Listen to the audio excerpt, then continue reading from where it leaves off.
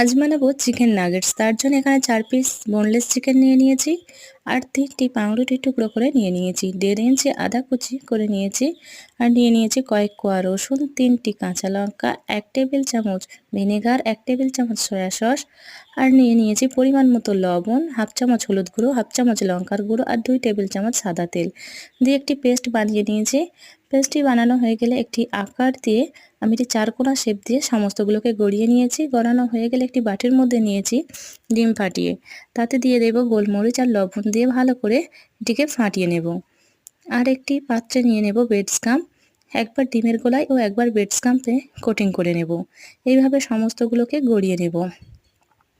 আমি একটি টিফিন বক্সের মধ্যে এগুলোকে স্টোর করে রাখছি এবং প্রয়োজন মতো ভেজে নিচ্ছি। আপনারাও চাইলে এইভাবে স্টোর করে রাখতে পারেন ও প্রয়োজন মতো ভেজে নিতে পারেন। কেমন লাগলো রেসিপিটা অবশ্যই কমেন্ট করে জানাবেন।